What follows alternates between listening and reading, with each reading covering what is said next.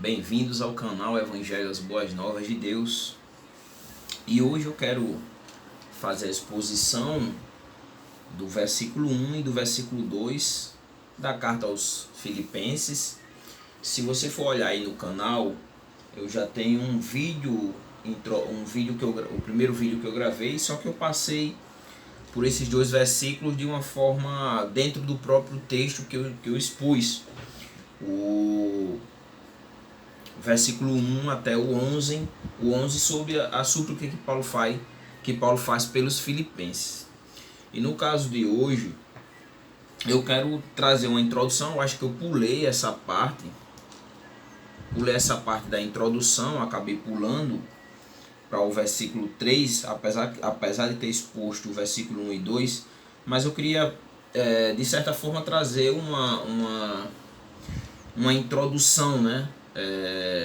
Abordar um pouquinho a carta aos Filipenses. Eu vou ler aqui o versículo 1 e 2 somente para a gente se inteirar. Depois eu trabalho ele de uma forma mais expositiva, todas as partes do versículo.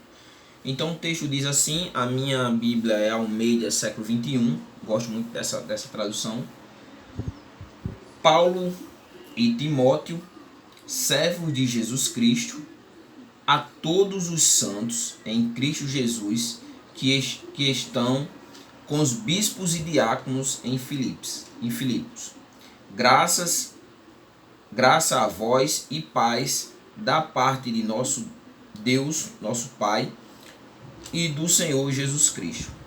Então, é esses dois versículos, né, que eu vou fazer a exposição. Vamos fazer algumas observações logo aqui. Eu acho que é pertinente falarmos um pouquinho sobre os escritos do Novo Testamento, que são, tirando os evangelhos, né, Mateus, Marcos, Lucas e João, e o livro histórico do Novo Testamento, Atos dos Apóstolos, sobra Apocalipse. O resto todas são cartas ou epístolas pessoais ou universais, né? Então vamos falar um pouquinho sobre essas cartas, né, que eram comuns na época em que foram escritas ali no primeiro século, eram comuns, não eram algo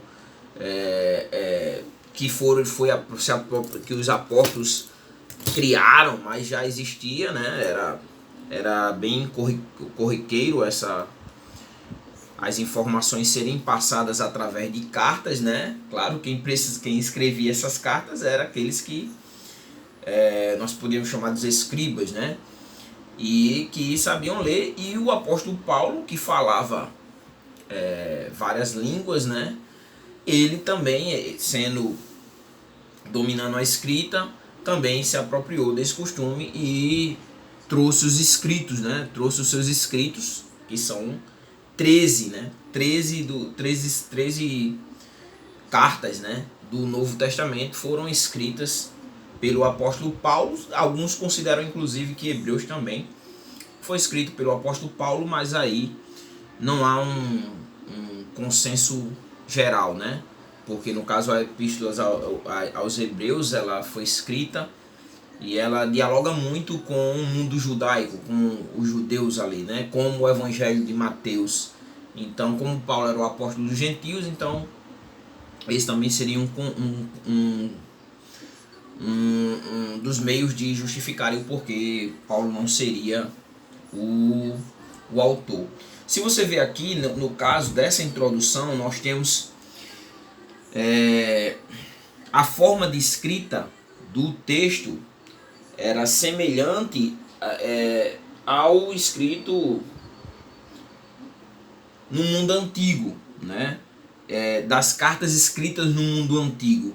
Então a estrutura básica nós vemos, como em todas as outras cartas de Paulo, ele se apresenta como o autor, traz o destinatário, né? E ele traz um voto introdutório, que é sempre a graça e a paz, né? Da parte de nosso Pai e do Senhor Jesus Cristo. Sempre ele traz esse voto. E nós temos todo o conteúdo que a carta apresenta. No caso de Filipenses são 4 capítulos, né? e no final ele termina novamente com outro voto, digamos assim. Então nós temos essa estrutura, né, das cartas do apóstolo Paulo, né, as escritas por ele. Sabemos que no mundo antigo não existia o papel como nós temos hoje, então era escritos através de pergaminhos ou através de papiros, né? Às vezes nós temos na arqueologia, ela encontra textos escritos em pedras, né? E até mesmo os vasos. Então essas eram as formas, né? Uma coisa também importante a se falar, né? Nossa Bíblia ela é tão completa, né? Nossa Bíblia ela é dividida por capítulo. Aí vem os teólogos, os estudiosos, né? Os tradutores, e aí separam os textos em blocos, né? Por exemplo, o que a gente está expondo aqui, o versículo 1 e 2, está dentro do prefácio e do comprimento. E o autor, o tradutor traz aqui, né? Na Bíblia, prefácio e os cumprimentos. Aí a partir do versículo 3, que eu já expus no outro vídeo, ele aborda a oração de Paulo pelos filipenses, vai até o versículo 11. Aí vem a prisão de Paulo. O autor aqui escreveu na epígrafe: a prisão de Paulo contribui para o avanço do evangelho, que vai até o versículo, caso eu não esteja enganado, 26, né? Então você vê que existia no mundo antigo, não existia, quando os textos foram escritos, não existia vírgula, né? Esses textos, as epígrafes em cima do texto, né? Não existia capítulo, não existia versículo, mas era um texto corrido, né? Escrito na língua da época, a língua que era a língua que compunha o período apostólico, né? Era o grego. O Novo Testamento ele foi escrito, no caso, em grego, né? Foi a língua que foi escrito no Novo Testamento, que era na época do Império Romano, era o inglês da época, né? O inglês era o grego. E os apóstolos, né, utilizavam essa forma, né, as cartas, né, para se comunicarem, né, porque certamente eles não eram onipresentes, não tinham como estar em todos os lugares ao mesmo tempo. Então eles se apropriaram desse meio, né, para estar se comunicando com as igrejas, né. E essas cartas recebidas pelas igrejas, elas eram lidas, né? Elas eram lidas, tinham uma expressão de autoridade apostólica, como também acabava que eles copiavam e aí eles compartilhavam uma igreja com as outras, né? As cartas, né?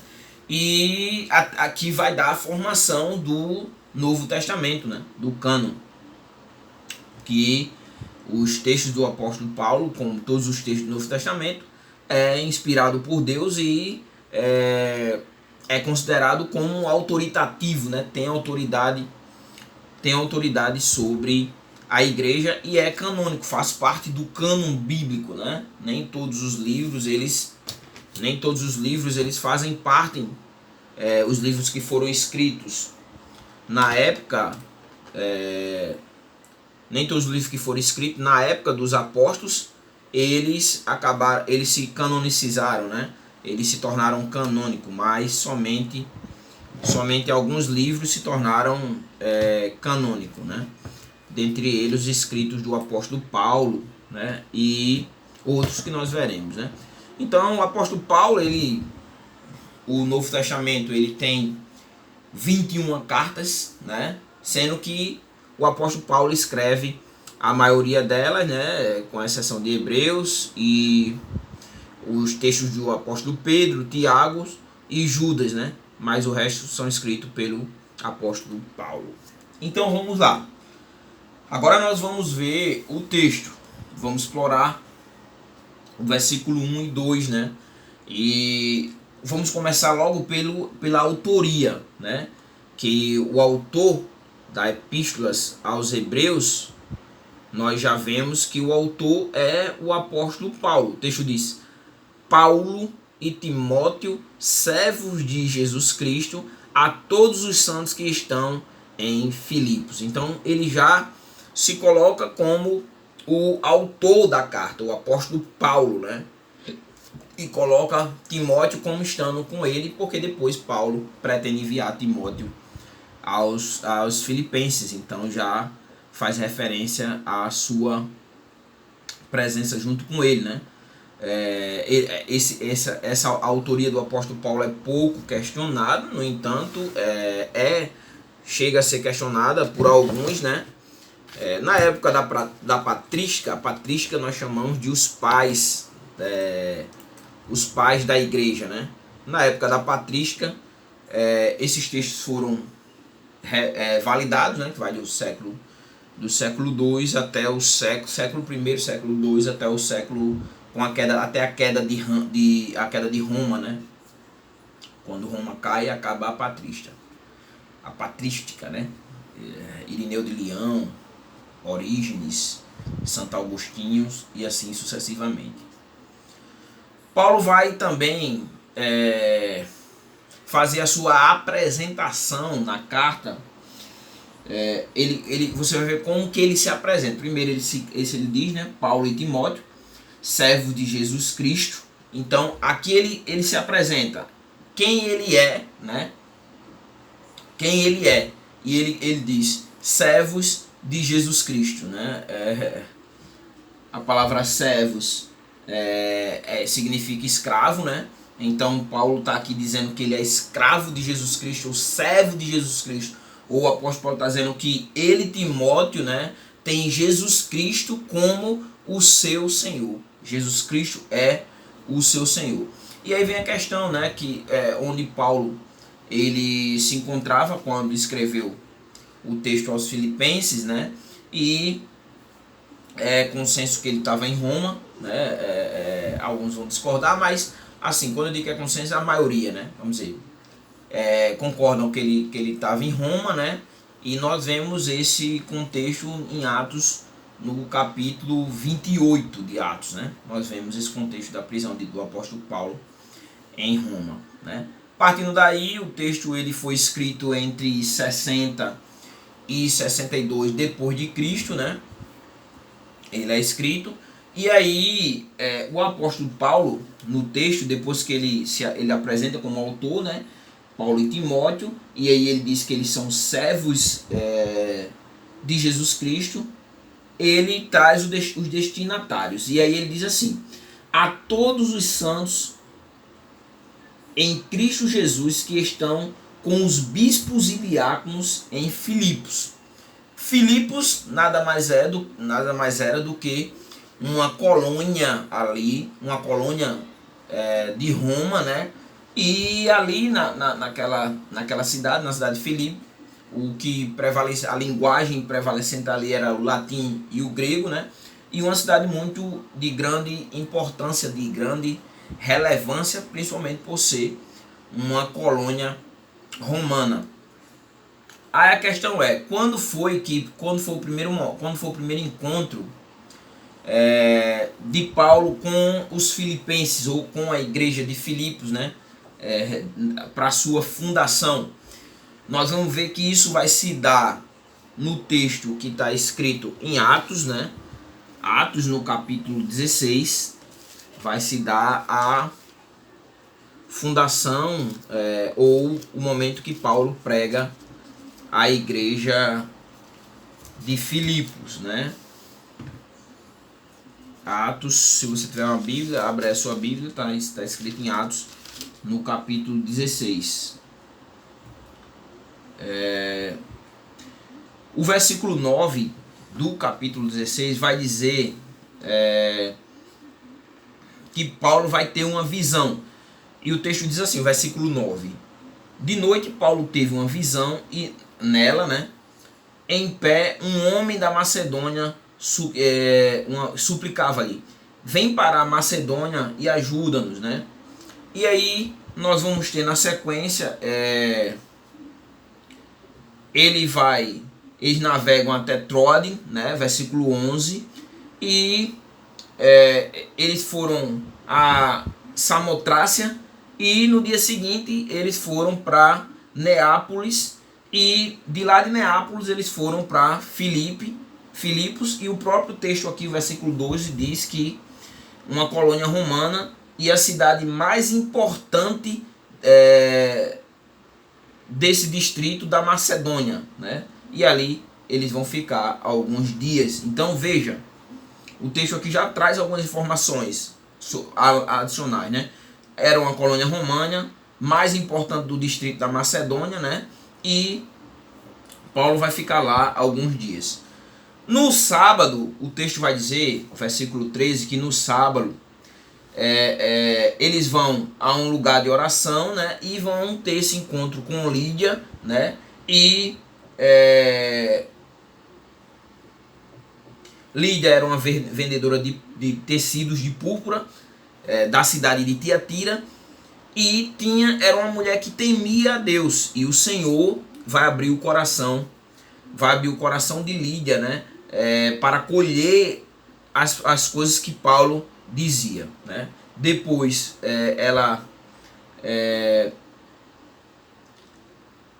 depois de batizada com as pessoas de sua casa, ela suplicou se ele se me considerais crente no Senhor, entrai e permanecei em minha casa, e nos compeliu a isso. Nós vamos ver depois que Paulo vai ter um momento onde durante muitos dias ele vai expulsar o demônio de uma moça que que adivinhava ali, e com isso ele vai ser preso, né? E nós temos a convenção depois disso, na prisão, eles orando ali, né? Eles orando, o Senhor ele vai abrir as portas ali, né? O versículo 26 vai dizer exatamente isso. De repente houve um terremoto intenso, né? Os alicerces vão ser abalados e todas as portas se abriram, né? E as correntes de todos se soltaram, né? Foram então libertos, e ali o carcereiro vai tentar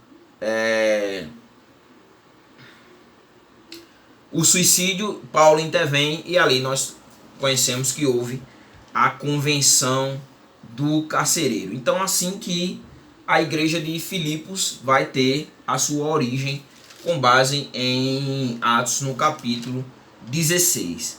Depois, o apóstolo ainda, vamos voltar para o texto de Paulo aos Filipenses, né? No capítulo, versículo 1 e 2. Depois Paulo vai trazer aqui algumas informações dos destinatários, e ele vai chamar eles de os santos, né? Os bispos e os diáconos. Então, primeiro os santos. Os santos aqui tem um sentido de separados, né? Foram os santos de Filipe, aqueles que foram separados do mundo para Deus, né? E essa separação se deu através do sacrifício de Cristo na cruz do Calvário. Então, daí eles serem santos, né? Eles são santificados, né, por Jesus Cristo através do seu sacrifício, do seu Santo Espírito. Depois o texto vai nos trazer, né, a todos os santos em Cristo Jesus, que estão em Filipos, que estão com os bispos, e aí ele faz referência aos bispos, né? Bispos aqui tem uma referência de supervisores, né? Eram os supervisores da obra. O texto também coloca no plural os bispos, então existiam mais de um bispo, né? Eram os supervisores, líderes, que eles supervisionavam a igreja, né? E nesse sentido aqui, bispo, presbíteros e pastores têm o mesmo significado, sendo que os presbíteros eram os anciões, né? Eram os anciões da igreja, né? E os bispos eram os supervisores, aqueles que supervisionavam, mas tem a mesma função, bispos, presbíteros e pastores, né? São a mesma coisa. E a igreja, como falei, ela tinha vários bispos, porque o texto coloca no plural. Já na época do apóstolo Paulo, já houve essa organização eclesiástica. Quando dá sequência ao versículo, ele vai dizer e diáconos. Então existia também o diáconos. Os diáconos têm a sua origem em Atos, no capítulo 6, quando vai ser separado 7 diáconos para assistirem as viúvas, né? Porque estava havendo ali, de certa forma, não estava sendo separado a provisão de forma correta, e ali, por causa disso, vai ser separado 7 diáconos, né? Estevão, Filipe, Procoro, Nicanor, isso em Atos capítulo 6, eu estou no versículo 5. Timão, Parmenas e Nicolau. Então eles foram, a origem aqui do diaconato se encontra em Atos no capítulo 6, e aqui na igreja de Filipos eles já tinham a sua função, já exerciam essa função, né? Eles eram ministros, né? Eram servos ali também de Jesus Cristo, né? E ajudavam ali, no caso do texto de Atos no capítulo 6, né? Eles prestariam os serviços para dar assistência para que os apóstolos continuassem pregando. Então, para ajudar no serviço ali, na organização da igreja, né? Os bispos na administração e os diáconos servindo a igreja, né? Até hoje é mais um título, né? As pessoas não sabem que sendo diácono tem que servir a igreja. Se precisar lavar um banheiro, tem que lavar o banheiro. É complicado, mas vamos seguir. E aí vem a questão, né? Depois de tanto tempo, Paulo volta,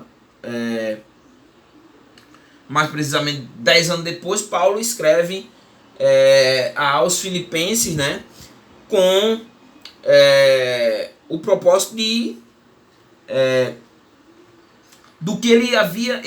Paulo recebe uma ajuda dos Filipenses. Quem leva essa ajuda é Epafrodito, né? Foi uma oferta que eles mandaram para o apóstolo Paulo. Então, Paulo é motivado por essa situação, além dos relatos que Epafrodito travou. Que Epafrodito leva sobre a igreja de Filipenses, né? E aí Paulo escreve como forma de gratidão, né? Como também, que é o próximo vídeo, né? Nós vamos ver os relatos do apóstolo Paulo na prisão e o que Deus estava fazendo através dele na prisão, né? Também Paulo enviaria a Timóteo para passar, para estar lá com os filipenses, né? E abordar também a questão dos problemas que foram relatados por Epafrodito, né? Como falta de unidade, né? E a questão do legalismo, né? Que estava tentando adentrar a igreja de Filipe, né? Quem vai levar essa carta nada mais é do que o próprio Epafrodito. E aí o apóstolo Paulo, depois de trazer essas informações, autoria, né, remetentes, né, e esclarecer e trazer uma abordagem mais profunda de cada um dos membros da igreja, inclusive de forma organizacional, ele vai trazer a sua saudação, que faz parte da estrutura da carta, como eu falei, né? E aí ele diz a vocês, graça e paz da parte de nosso Pai e do Senhor Jesus Cristo, né? Aqui nós já vemos já uma unicidade entre o Pai e o Filho, né? Que compõe a Trindade, a triuno, né? 3 pessoas numa única unidade. No entanto, não é um triteísmo, né?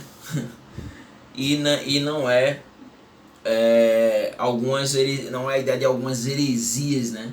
de que era apenas em cada momento da história ele seria aquele personagem, mas sendo a mesma personagem, não três pessoas, né? Então mostra a unidade do Pai e do Filho, né? E de Jesus Cristo e de Deus que provém a graça e a paz para a vida das pessoas. Diante disso, né, o que nós poderemos ver para nossas vidas, né? Quando nós contemplamos uma situação como essa, que o apóstolo Paulo ele se encontra preso, né? E mesmo assim ele dá continuidade, ele não fica murmurando, não fica reclamando, mas ele dá continuidade à obra do Senhor, né? Como também a graça de Deus, né, em preservar essas obras, né? Porque já pensou e tentaram de todas as formas queimar as obras, queimar os textos bíblicos, né? Mas Deus, através da sua graça maravilhosa, preservou os textos, né, que se chegou até nós. Nós vimos também que esses textos, eles houve um trabalho para que eles fossem progressivamente melhorados, não o texto, mas pense, no início toda uma forma, né, o quanto esses textos eram trabalhosos de ser locomovidos por ser um grande volume, né, na época dos papiros, dos pergaminhos. E aí você vê hoje a Bíblia, uma Bíblia com 66 livros sendo conduzida com uma única mão, né? Nós vemos o que cabe-nos, a gratidão por Deus pelo Senhor ter preservado essa palavra, né? E por ter usado pessoas para conduzir esses textos até nós, né? E outra coisa também, para finalizar, é nós vermos, né, que Deus, ele, mesmo diante de qualquer circunstância, Deus, o mundo não caminha sem que Deus o governe, sem que Deus esteja guiando o mundo para o centro da sua proposta, para os propósitos da sua vontade, como também o cumprimento dos seus decretos, né?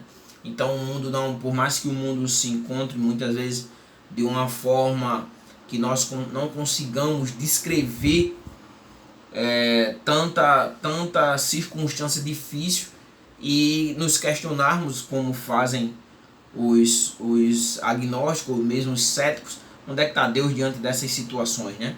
Mas nós sabemos que Deus está sobre o controle de tudo, e uma prova disso é que nós temos a sua palavra em nossas mãos para nos guiarmos, e o seu Santo Espírito habitando em nossas vidas, mesmo em um mundo de trevas, mas nós temos a verdadeira luz dentro de nós, que é Jesus Cristo, e devemos transmitir essa luz, ser a luz do mundo, o sal da terra, promovermos o sabor que esse mundo precisa e sermos a luz do mundo. Então, que Deus possa nos colocar, nos conduzir à piedade, à gratidão por tudo quanto Deus tem feito em nossas vidas, e que possamos ter o coração do apóstolo Paulo, que mesmo preso, mas deu seguimento a essa obra até o último dia da sua vida, para que possamos, no fim de tudo, dizermos: combati o bom combate, acabei a carreira e guardei a fé. Que nós possamos ser como o apóstolo Paulo.